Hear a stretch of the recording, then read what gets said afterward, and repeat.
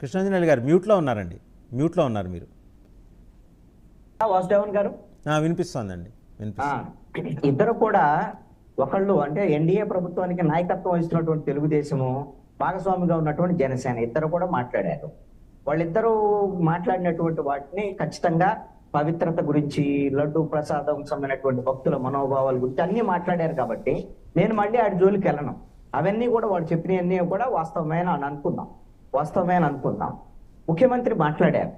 ముఖ్యమంత్రి మాట్లాడిన తర్వాత ఇదంతా వెలుగులోకి వచ్చింది. నిన్న ఎన్డీడీబీకి సంబంధించినటువంటి నివేదికలు బయట పెట్టారు. ఇవన్నీ మీరు ఒక ప్రశ్న లేవనెత్తారు. ఇది ప్రభుత్వానికి సంబంధించినటువంటి వాళ్ళు సమాధానం చెప్పాలండి. ఇప్పుడు డిబేట్ లో ఉంది, వాళ్ళు పార్టీ అధికార ప్రతినిధులుగా ఉన్నారు. ప్రభుత్వంలో ఉండేటువంటి వాళ్ళు టీటీడీ బాగా ఉన్నటువంటి అధికారులు, అదే విధంగా ప్రభుత్వంలో ఉండేటువంటి వాళ్ళు. ముఖ్యమంత్రి ఈ విధమైనటువంటి స్టేట్మెంట్ ఇచ్చాడుగా, ఈ విధంగా జంతువుల కొవ్వుకు సంబంధించినటువంటి వాటిని వినియోగించారని ముఖ్యమంత్రి స్టేట్మెంట్ ఇచ్చారు కదా. ఎందుకు ఆ విధమైనటువంటి లడ్డూలకు సంబంధించినటువంటి వాటిని ఉపసంహరించలేదు అనేటువంటిది ఒకటి. ఇప్పటికైనా ఉపసంహరిస్తారా లేదనేది ప్రభుత్వం వైపు నుంచి చేయాల్సినటువంటి ప్రకటన. రెండవ అంశం ఏమిటి అని అంటే, అసలు ఇది 100 రోజులైంది ఈ ప్రభుత్వం వచ్చి, ఎప్పటి నుంచో జరుగుతుంది అనేటువంటి దానిపైన ఇప్పుడు వరకు ఎన్డీడీబీ నివేదికల పరిస్థితి ఏంటి? జూలై 12న వాళ్ళు పంపిస్తే ల్యాబ్కి నమూనాలు, జూలై 23వ తేదీన నివేదికలు వచ్చాయి. అయితే మరి ఆ విధమైనటువంటి అంటే వైఎస్ఆర్ కాంగ్రెస్ పార్టీ ప్రభుత్వ హయాంలో సంబంధించినటువంటి వాళ్ళ కాంట్రాక్టర్లు ఇచ్చినటువంటి వాటిని అని అనుకున్నాం. అయితే మరి అలాంటప్పుడు ఇప్పటి వరకు ఏమైనా సరే దీనికి సంబంధించినటువంటి కేసులు నమోదయ్యాయా? ఎవరి మీద చర్యలు తీసుకుంటున్నారు? ఎవరు బాధ్యులు? దీనికి బాధ్యులు ఎవరు అనేటువంటిది తేల్చాల్సినటువంటి అవసరం ఉందా లేదా? దీంట్లో టీటీడీ ఈవోకి సంబంధించినటువంటి వాళ్ళు సంబంధించినటువంటి మొత్తం సేకరణకు సంబంధించినటువంటి వాళ్ళ కాంట్రాక్టర్ సంబంధించినటువంటి దాంట్లో ఇది నాణ్యత తక్కువ, లేకపోతే దీంట్లో కొవ్వు జంతువులకు సంబంధించినటువంటి కొవ్వుకు సంబంధించినటువంటి పదార్థాలు ఉన్నాయా? ఈ రెండింటి మధ్య వేరే వేరియేషన్ ఉందండి. డాల్డానో ఇంకొకటో కలవటమో ఇంకొకటో అది ఒకటి, అది కల్తీ అంటారు. జంతువుల కొవ్వు, పంది కొవ్వు, ఆవుకు సంబంధించినటువంటి కొవ్వు పదార్థాలు ఉండటం అనేటువంటిది ఇది భక్తుల మనోభావాలకు మరింత భంగం కలిగించేటువంటి అంశం. ఈ విషయంలో మరి దీన్ని తయారు చేసేటువంటి వైష్ణవ సంప్రదాయంతో ఉండేటువంటి వాళ్ళు ఎవరైతే ఉన్నారో, ఎప్పటి నుంచో ఈ లడ్డూ పోట్లో ఉండేటువంటి వాళ్ళకి ఈ విధమైనటువంటి విషయాలు తెలుసా లేదా? తెలిసినా కూడా ఇది వాళ్ళకి, ఎందుకంటే వాళ్ళు ఎప్పటి నుంచో చేస్తున్నటువంటి వాళ్ళకి అవగాహన ఉంటుంది. ఇది ఏది పడితే వస్తే వాళ్ళు వెంటనే దానికి యాక్సెప్ట్ చేయరు కదా. ఒకళ్ళు యాక్సెప్ట్ చేశారు అంటే అప్పుడు ఏమైనా టీటీడీకి సంబంధించినటువంటి వాళ్ళు ఎవరైనా ఒత్తిడి చేశారా? వాళ్ళకి సంబంధించినటువంటి ఏమైనా స్టేట్మెంట్స్ రికార్డ్ చేశారా? ఇవన్నీ కూడా లేకుండా ఈ రోజున ప్రభుత్వము ఇది రాజకీయ పరమైనటువంటి అంశం కింద ఒక పార్టీ అధికారంలో ఉండేటువంటి వాళ్ళు ప్రతిపక్షం వాళ్ళ మీద ఆరోపణల వరకే పరిమితం అయితే కుదరదు.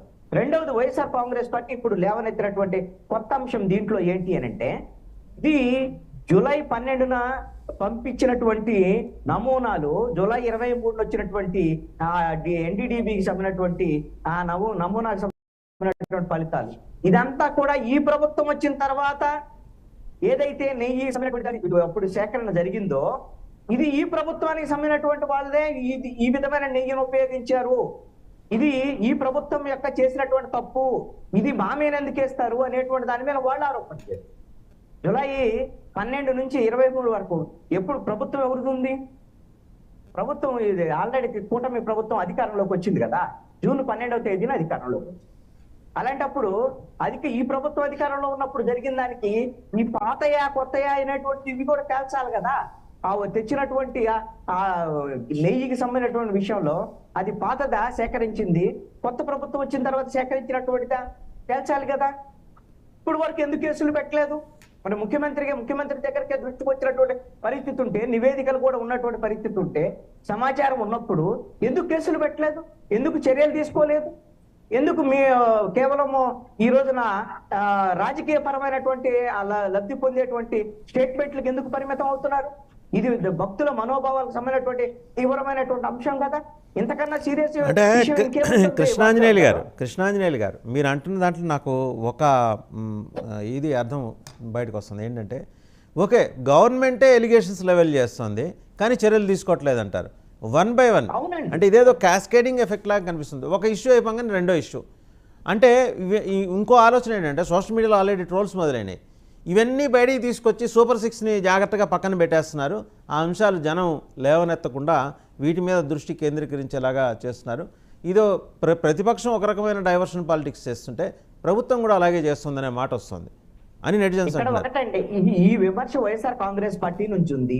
ఈ డైవర్ట్ పాలిటిక్స్ చేస్తున్నారా లేదనేటువంటి విషయాన్ని తెలుగుదేశం, జనసేన, బీజేపీ కూటమి వాళ్ళు అవునా కాదనేటువంటి విషయం పక్కన పెట్టండి. అసలు నేనేమంటానంటే భక్తుల మనోభావాలకు సంబంధించినటువంటి ఇంత తీవ్రమైన నేరం జరిగితే ముఖ్యమంత్రి దృష్టికి కూడా వచ్చిందనేటువంటి నేపథ్యంలో ఎందుకు చర్యలు తీసుకోలేదు, ఎందుకు రాజకీయ ప్రకటనలకే పరిమితం అవుతున్నారు, మీరు రాజకీయ లబ్ధి కోసమే చూస్తున్నారు అనేటువంటిది నా యొక్క ఆరోపణ. అధికార పక్షం వైపు నుంచి మీరు ఇది భక్తుల మనోభావాలకు సంబంధించినటువంటి వ్యవహారం కాదా? వాళ్ళ మనోభావాలను కాపాడాల్సినటువంటి బాధ్యత ఈ కూటమికి లేదా? ఇప్పుడు వరకు అసలు ఎందుకు కేసులు పెట్టలేదు, ఎందుకు చర్యలు తీసుకోవాలి? అసలు బాధ్యత ఎవరో చెప్పమనండి ఒకళ్ళుగా.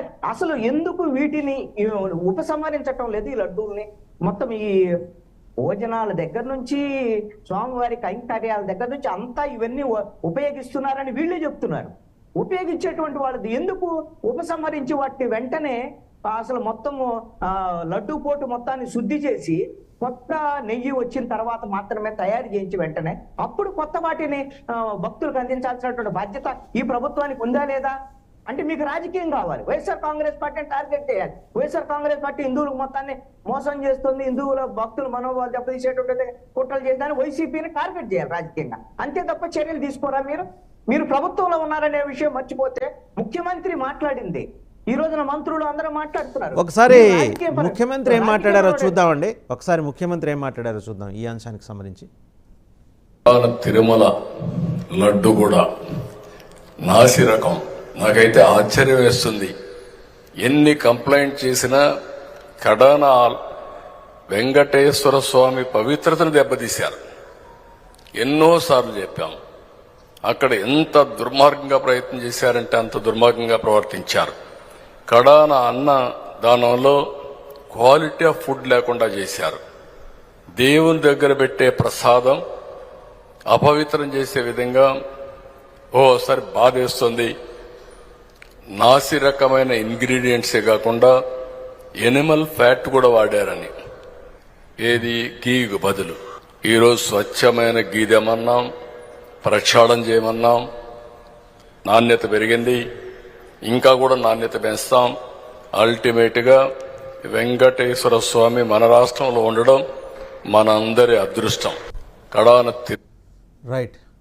సో చూసాం కదా, అంటే ముఖ్యమంత్రి లేవనెత్తారు. కృష్ణాంజనేయులు గారు అడుగుతున్న ఇదే కూడా ఏంటంటే, లేవనెత్తుతున్నారు బాగానే ఉంది, అక్యూజ్డ్ ఎవరో మీకు తెలుసు, కేవలం మీ రాజకీయ ప్రయోజనాల కోసమేనా లేదా నిజంగా నిందితులను అరెస్ట్ చేసే కార్యక్రమం ఏదన్నా ఉందా అని. మనతో పాటు వైఎస్ఆర్సీపీ అధికార ప్రతినిధి జ్వాలాపురం శ్రీకాంత్ గారు కూడా ఉన్నారు కాబట్టి ఒకసారి వారి దగ్గరికి వెళ్దాం. వాళ్ళ దగ్గర ఆన్సర్స్ ఏమన్నా ఉన్నాయా దీనికి సంబంధించి. శ్రీకాంత్ గారు, జ్వాలాపురం శ్రీకాంత్ గారు. నమస్కారం అండి. నమస్తే శ్రీకాంత్ గారు. వెంకటేశ్వర స్వామిని ఉన్న సభ్యులకి అందరికీ కూడా నా హృదయపూర్వక నమస్కారం. మీ మీద ప్రధానంగా ఉన్న అభియోగం ఏంటంటే, కొంత మళ్ళీ కనుక మీరు అధికారంలోకి వచ్చి ఉంటే వెంకటేశ్వర స్వామికి కూడా మతం మార్చేసి ఉండేవాళ్ళు మీరని, అదొక్కటే మిగిలింది. అదృష్టవశాత్తు వెంకటేశ్వర స్వామి జాతకం బాగుంది కాబట్టి మీరు అధికారంలోకి రాలేదు అని చెప్పేసి నెటిజన్లు నిన్న నుంచి హోరెత్తిస్తున్నారు. నిజమేనా శ్రీకాంత్ గారు?